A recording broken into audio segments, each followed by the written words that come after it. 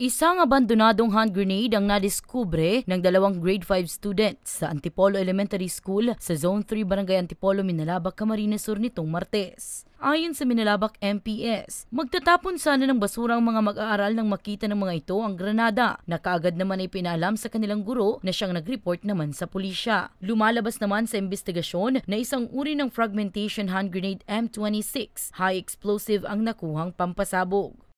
Yung granada na yun, ma'am, is pinapaniwalaan na matagal nang naiwan doon, hindi lang yun sa iniwan dahil may threat o gustong pasabugin yung school. Kasi ma'am, yung municipality natin is isa siya sa mga CTGs, infiltrated municipality. So nung sa pagtanong-tanong natin, ma'am, doon sa mga tao na nakapalibot doon sa school, so nung 1980s, ma'am, may pinatay doon mismo sa lugar kung saan nakuha yung granada, may pinatay doon na NPA. So yun ma'am, nakikita natin na isa sa pwedeng mga dahilan na naiwan o nabitawan. Pero kung yung sasabihin natin, ma'am, na sinadya o inilagay doon, base doon, ma'am, sa appearance ng hand grenade, matagal na po siya kalawangin, tapos hindi po siya bago.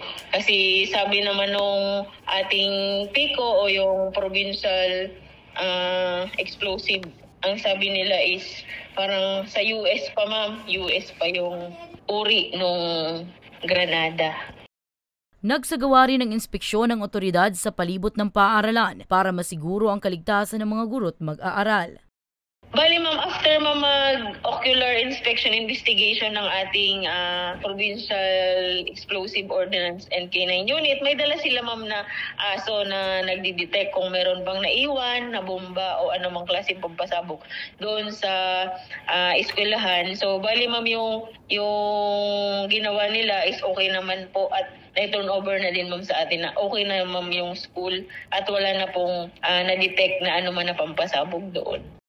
Samantala, nasa kustudiya na ng Kamsur PECO ang nasabing pampasabog para sa kaukulang disposisyon. Para sa mga balitang Tatak, Bicol, Danica Garcia.